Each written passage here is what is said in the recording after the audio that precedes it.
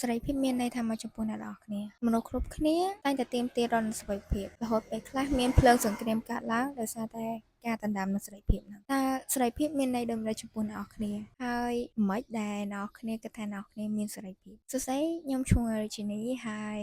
Yeah I'm Lee and ខ្ញុំចាប់តាមធ្វើវីដេអូតទៅនឹងការចែកម្លែកពីសភៅឬមួយក៏ចែកម្លែកពីបទពិសោធន៍ជីវិតផ្សេងៗដែលខ្ញុំបានរៀនហើយខ្ញុំចង់ខុសទាំងអស់គ្នា and today ខ្ញុំនៅផ្ទះហ្នឹងគឺជាថ្ងៃចូលឆ្នាំថ្ងៃទី2 and look at this ចាថតធ្វើម៉េចឲ្យដើរជាមួយនឹងធម្មជាតិ yes and so បើសិនជាមានសម្លេងអីរំខានសូមរំខានit's okay អូខេយើងដឹងហើយថាពេលខ្លះខ្ញុំឧទាហរណ៍នៅសេនារីយ៉ូមួយយើងគឺជាក្មេងម្នាក់ដែលទាមទារនៅសេរីភាពហើយយើងចង់អានសេរីភាពហ្នឹងពីឪពុកម្ដាយរបស់យើងរហូតយើងទាមទារចង់ហាចង់ចាក់ចេញពីផ្ទះអីចឹងទៅអានេះជាលក្ខណៈមួយរហូតនៅពេលដែលយើងបានចាក់ចេញហើយយើងក៏និយាយថាមេរបស់យើងហ្នឹងគឺជាអ្នកដែលដណ្ដើមនៅសេរីភាពរបស់យើងអត់ឲ្យយើងមានសេរីភាពបខំយើងធ្វើការជាដើមរហូតក៏យើងចាក់ចេញពីមេមួយហ្នឹងទៅមេមួយទៀតទៅកន្លែងផ្សេងទៅមនុស្សថ្មីយើងនៅតែនិយាយថាយើងនៅតែអត់មានសេរីភាពយើងនៅតែមានអារម្មណ៍ថាអត់សុបាយចិត្តជាមួយនឹងពិភពលោកមួយហ្នឹងមានអារម្មណ៍ថាគ្រប់គ្នាធ្វើឲ្យអ្នកគ្នាពិបាកមានអារម្មណ៍ថាគ្រប់គ្នាធ្វើឲ្យអ្នកគ្នាហ្នឹងមិនសុបាយចិត្តបាត់បង់នូវសេរីភាពបាត់បង់ភាពជាខ្លួនឯងជាដើមអញ្ចឹងអ្នកណាឲ្យប្រកាសតែធ្វើឲ្យអ្នកគ្នាអត់មានសេរីភាពនៅក្នុងសភៅមួយគឺ The Four Agreements ខ្ញុំអត់បានយកសភៅហ្នឹងមកទេ sorry ប៉ុន្តែខ្ញុំនឹងដាក់រូបភាពសភៅហ្នឹងបាននិយាយថាគ្មានអ្នកណាគេដែលដណ្ដើមសេរីភាពក្រៅពីអ្នកគ្នាខ្លួនឯងទេ Yeah ហើយខ្ញុំពិតជាលើកទឹកចិត្តឲ្យអ្នកគ្នាទៅអានសភៅមួយហ្នឹងបើសិនជាអ្នកគ្នាចង់យកវាកាន់តែស៊ីជម្រៅព្រោះគាត់លើកឧទាហរណ៍ច្រើនលើកពីហេតុផលច្រើនដែលស្អីហេតុអីបានជាមនុស្សយើងអត់មានសេរីភាពពេលខ្លះអាចនឹងមកពីភាពខ្លីខ្លាចអូខេ so ឥឡូវខ្ញុំនឹងបកស្រាយវាសង្ខេបឲ្យអ្នកគ្នាស្ដាប់ចឹងនៅក្នុងសភៅហ្នឹងតាមអ្វីដែលខ្ញុំយកតាមអ្វីដែលខ្ញុំអានខ្ញុំគិតថាគឺមកពីការបន្សាំរបស់មនុស្សក៏ប៉ុន្តែយើងកើតមកពីក្មេងណាយើងអត់មានសិទ្ធិទាំងរើសឪពុកម្ដាយរបស់យើងអត់មានសិទ្ធិរើសទាំងឈ្មោះរបស់យើងផងហើយសូម្បីតែយើងកើតមកហ្នឹងណាគាត់បាននិយាយដែរថាយើងទទួលនៅឥទ្ធិពលពីមនុស្សជុំវិញរបស់យើងទទួលឥទ្ធិពលពីមនុស្សជុំវិញរបស់យើងធម្មជាតិរបស់មនុស្សគឺដើម្បីចេះអីមួយដើម្បីធ្វើអីមួយគឺត្រូវតែធ្វើតាមគឺការត្រាប់តាមហើយមនុស្សគឺជាម៉ាស៊ីនមួយដែលងាយត្រាប់តាមអ្វីគ្រប់យ៉ាងដែលគាត់ចង់ធ្វើឬមួយក៏គាត់បានធ្វើ so របៀបមួយដែលមនុស្សចាស់ពង្រៀនមកមនុស្សក្មេងគឺរង្វាន់ឬមួយក៏ទោសនៅពេលដែលអ្នកខ្លាចទៅជាក្មេងល្អឬកូនល្អអ្នកគ្នានឹងត្រូវបានឪពុកម្ដាយឬមួយក៏មនុស្សជុំវិញខ្លួនមនុស្សចាស់ហ្នឹងលើកសរសើរថាអូកូនធ្វើបានល្អកូនប្រកែឬមួយក៏ឲ្យជារង្វាន់ជាដើមតែបើសិនជាអ្នកគ្នាធ្វើខុសអ្វីមួយគឺនឹងទទួលបានទោសដែលជារំពាត់ធូបឬមួយក៏ការជេរស្ដីបន្ទោសជាដើមតែប៉ុន្តែអាហ្នឹងវាល្អព្រោះវាជាអ្វីមួយដែលជំរុញព្យាយាមធ្វើជំរុញឲ្យក្មេងហ្នឹងល្អប៉ុន្តែអារបៀបហ្នឹងអាយុទ្ធសាស្ត្រហ្នឹងក្មេងនឹងប្រើរហូតតតែក្មេងនឹងធំហើយទម្រង់នៃការប្រើហ្នឹងគឺមិនមែនជារង្វាន់ឬមួយក៏ទោសនឹងទៀតទេប៉ុន្តែជាបានន័យថាយុទ្ធសាស្ត្រថ្មីគឺចៅក្រមឬជនរងគ្រោះចៅក្រមឬជនរងគ្រោះទៅពេលដែលក្មេងនឹងធំឡើងគាត់នឹងក្លាយទៅជាចៅក្រមខ្លួនឯងគាត់នឹងកាត់ដីមកកាន់ខ្លួនឯងហើយអ្នកដែលទទួលទោសគឺខ្លួនឯងហ្នឹងឯងគាត់នឹងក្លាយទៅជាជនរងគ្រោះហើយពេលខ្លះគ្រប់គ្នាក៏អាចគិតដែរថាខ្លួនឯងហ្នឹងគឺជាជនរងគ្រោះខ្លួនឯងហ្នឹងគួរឲ្យអាណិតមនុស្សគ្រប់គ្នាត្រូវតែស្រឡាញ់ខ្ញុំត្រូវតែគោរពខ្ញុំព្រោះខ្ញុំឈឺខ្ញុំអីចឹងជាដើមប៉ុន្តែអត់មានអីដែលសុបាយនៅក្នុងការក្លាយទៅជាជនរងគ្រោះទេខ្ញុំក៏បានអានសភៅមួយដែលសភៅហ្នឹងក៏បាននិយាយដែរថាគ្មានអីដែលឈួតលីលីជាជាងការដែលបន្ទាបខ្លួនឯងទេក្នុងសភៅហ្នឹងក៏បាននិយាយថាការបន្ទាបខ្លួនឯងហ្នឹងគឺមិនមែនជារឿងដែលល្អទេគាត់បាននិយាយថាការដែលលើកដំកើងខ្លួនហ្នឹងគឺជារឿងអាត្មានិយមគឺអត់ទេគាត់អត់គ្រប់គ្រងនៅចំណុចមួយហ្នឹងក៏គាត់អត់គ្រប់គ្រងនៅការបន្ទាបខ្លួនឯងដែរសូខ្ញុំគិតថាខ្លួនឯងជាជនរងគ្រោះហើយគួរឲ្យអាណិតអីជប់ទៀតទៅអញ្ចឹងអានេះគឺជាអ្វីមួយដែលយើងគួរដឹងអ្នកគ្នាធ្លាប់ពេលខ្លះ យើងចង់សារភាពស្នេហ៍ប៉ុន្តែយើងជាចៅក្រមដែលកាត់ក្តីថាយើងអត់អាចបានហើយហ្នឹងហើយយើងគិតថាយើងជាជនរងគ្រោះហើយហ្នឹងតែត្រូវគេបដិសេធ so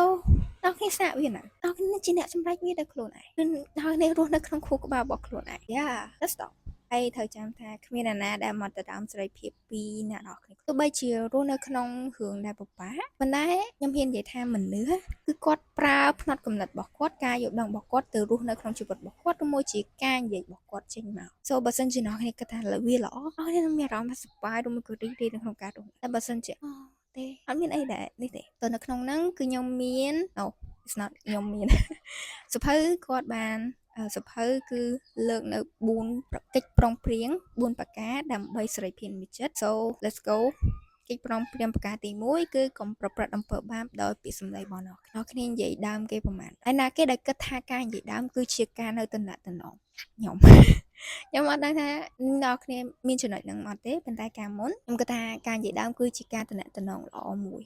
ព្រោះចង់ទៅតំណែងមួយណាគេយើងត្រូវនិយាយដើមគេ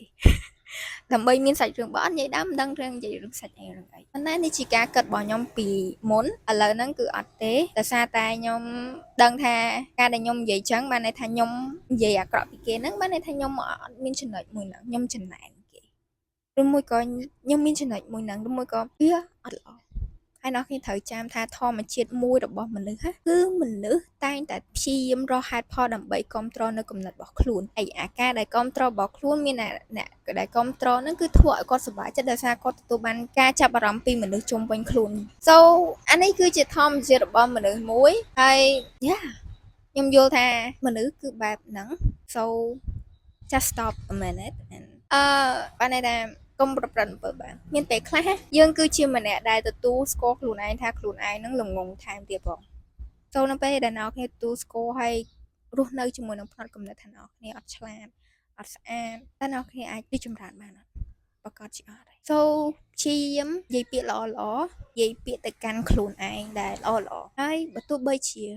ហើយអានេះគឺជាកិច្ចប្រឹងប្រែងប្រការទី1ប៉ុន្តែពិបាកធ្វើខ្លាំងណាស់ខ្ញុំនិយាយមែនណាខ្ញុំប្រើរយៈពេលប្រហែលជា1ឆ្នាំទៅ1ឆ្នាំកន្លះទៅខ្ញុំអាចអត់ព្យាយាមនិយាយអាក្រក់បានប៉ុន្តែពេលខ្លះនៅតែខ្លោចមកដោយសារតែខឹងឬមកអីប៉ុន្តែត្រូវចងចាំថាមានកិច្ចប្រឹងប្រែងប្រការមួយទៀតដែលធ្វើឲ្យអ្នកគ្នាអាចតស៊ូជាមួយវាបាន so let's go to កិច្ចប្រឹងប្រែងប្រការទី2កុំគិតថារឿងទាំងអស់គឺជារឿងរបស់អ្នកគ្នាណាគេដែលជួយចិត្តយករឿងដាក់ខ្លួនពាក្យហ្នឹងគេនិយាយថាឲ្យពេលខ្លះក៏ត្រូវដែរត្រូវមែនតើថាវាមិនថាវាត្រូវហ្មងស្អីមនុស្សគ្រប់គ្នាតែតែគិតថាខ្លួនគឺជាតួឯងអ្នកខ្លះជាតួឯងអ្នកខ្លះជាតួរំព្យាយាមក្រៅស្វែងរកហើយព្យាយាមគិតថាខ្លួនឯងជាតួឯងខ្លួនឯងយករឿងមកសន្សំដាក់ខ្លួនណា so នៅពេលដែលអ្នកគ្នាសន្សំច្រើនពេកតែវាមានរឿងអ្វីកើតឡើងផ្ទុះវាអាចនឹងផ្ទុះជាដើម so just stop and រឿងទាំងអស់គឺមិនជារឿងរបស់អ្នកគ្នាអ្នកគ្នាត្រូវចាំថាមនុស្សគេសម្រេចគេគិតបែបហ្នឹងគឺដោយសារតែគេមានផ្នត់គំនិតមួយហ្នឹងអ្នកគ្នាត្រូវចាំថាអ្វីគ្រប់យ៉ាងទាំងអស់ដែលមនុស្សធ្វើមនុស្សរៀងខ្លួនធ្វើគឺគេមាននៅផ្នត់គំនិតរបស់គេរៀងខ្លួនគេជាអ្នកសម្រេចអាផ្នត់គំនិតហ្នឹងគេជាអ្នកសម្រេចដែលគេគិតថាបែបហ្នឹងគេនិយាយបែបអញ្ចឹងគេនិយាយអាក្រក់ឬល្អគឺគេគិតបែបហ្នឹងបានជាអញ្ចឹង so វាអត់មានអីតាក់ទងជាមួយអ្នកគ្នាទេstop គិតថារឿងគ្រប់យ៉ាងគឺជារឿងរបស់អ្នកគ្នាកិច្ចប្រឹងប្រែងប្រការទី3កុំធ្វើការសន្មត់អ្នកណាគេដែលចូលចិត្តសន្មត់ខ្ញុំថាពាក្យមួយដែលខ្ញុំតែងតែនិយាយរំលឹកខ្លួនឯងពីកិច្ចប្រឹងប្រែងប្រការហ្នឹងគឺថាកុំសន្មត់បើមិនច្បាស់ត្រូវសួរពាក្យហ្នឹងគឺជាពាក្យដែលខ្ញុំតែងរំលឹកខ្លួនឯងកុំឲ្យខ្ញុំសន្មត់ស្អីខ្ញុំលើកឧទាហរណ៍មួយប្តីប្រពន្ធហ្នឹងស្រឡាញ់គ្នាប្រពន្ធគិតថាប្តីហ្នឹងស្រឡាញ់ខ្លួនអញ្ចឹងប្តីហ្នឹងត្រូវតែដឹងរឿងគ្រប់យ៉ាងពីខ្លួនតែស្រាប់ថ្ងៃណាមួយប្តីអត់ដឹងអីចឹងទៅមិនដឹងគ្រប់ចំណុចទាំងអស់ណាប្រពន្ធនឹងខឹងហើយប្រពន្ធនឹងអត់សួរទៀតថាហេតុអីលែងលះគ្នាទៅបើតែតែវាមានអារម្មណ៍ផងជាការស្មានមួយធ្វើឲ្យយើងឆ្លោះគ្នាបាត់ហើយណាគេដែលបន្តនៅទម្លាប់នឹងរហូតទោះបីជាចាក់ចេញពីប្តីមួយហ្នឹងទៅរកប្តីផ្សេងក៏នៅតែមានអារម្មណ៍ថាអត់ពេញចិត្តដែរចង់រស់នៅមានគ្នាមានអារម្មណ៍ថាអត់មានសេរីភាពដល់ពេលលែងលះពីគ្នាហើយរស់នៅម្នាក់ឯងក៏នៅតែមានអារម្មណ៍ថាអត់គ្រប់គ្រាន់អត់មានសេរីភាពទៅតែអញ្ចឹងមិនណែណាគ្នាខុសហើយអញ្ចឹងកុំធ្វើការសន្មត់កុំវីតម្លៃកុំធ្វើជាចៅក្រមកុំគិតថាគេអត់ស្រឡាញ់យើងគេគិតមួយមិនមួយយើងយូអ្នកគឺអ្នកគេគឺអូខេកិច្ចប្រឹងប្រែងប្រការទី4តស៊ូឲ្យអស់ពីសមត្ថភាពកិ កិច្ចប្រឹងប្រែងហ្នឹងគឺជាកិច្ចប្រឹងប្រែងដែលចងកិច្ចប្រឹងប្រែងប្រការ3ហ្នឹងហើយយើងដឹងតែពេលខ្លះយើងអាចធ្វើបាន100%ទេប៉ុន្តែព្យាយាមធ្វើវាអស់ពីសមត្ថភាពអូខេថ្ងៃហ្នឹងគឺខ្ញុំបានប្រព្រឹត្តអំពើបាបពាក្យសម្ដីរបស់ខ្ញុំទទួលស្គាល់ប៉ុន្តែខ្ញុំនឹងព្យាយាមធ្វើបន្តឥឡូវហ្នឹងគឺខ្ញុំនឹងមិនប្រព្រឹត្តអំពើបាបពាក្យសម្ដីរបស់ខ្ញុំទៀតទេអ្នកគ្នាបានព្យាយាមអស់ពីសមត្ថភាពអ្នកគ្នាបានធ្វើហើយអ្នកគ្នាអាចធ្វើបានទេ so yeah ខ្ញុំសប្បាយចិត្តអ្នកគ្នាព្យាយាមធ្វើអស់ពីសមត្ថភាពហើយនេះគឺជាកិច្ចប្រឹងប្រែង4ប្រការដើម្បីសេរីភាពនៃចិត្តហើយអ្នកគ្នាចង់យកបន្ថែមកាន់តែស៊ីជម្រៅអ្នកគ្នាអាចទៅអានសៀវភៅដែលបបផ្សាយដោយ My Bookshop Cambodia ចូលរួមអានបានអ្នកគ្នាដើម្បីលើកស្ទួយនៅចំណេះដឹងហើយចំណេះដឹងពេលខ្លះកុំនិយាយច្រើនពេកអូខេប៉ុន្តែពាក្យដែលខ្ញុំចង់និយាយចុងក្រោយគឺមនុស្សគេគឺគេមនុស្សប្រើនៅផ្នត់គំនិតដើម្បីរស់នៅមនុស្សប្រើនៅការយល់ដឹងជំនឿក្នុងការរស់នៅមនុស្សនឹងគិតបែបម៉េចមនុស្សនឹងរស់នៅបែបហ្នឹងទៅដូចនេះវាអត់មានតាក់ទងអីគ្នារវាងមនុស្សម្នាក់ផ្សេងនឹងអ្នកគ្នាទេដូចនេះអញ្ចឹងហេតុនេះហើយអ្នកគ្នាត្រូវតែរស់នៅក្នុងជីវិតរបស់ខ្លួនឯង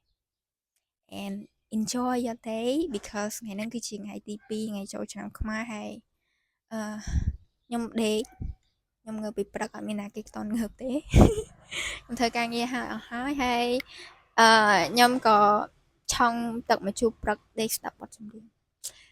អើយដេកសុខ so bye bye enjoy your day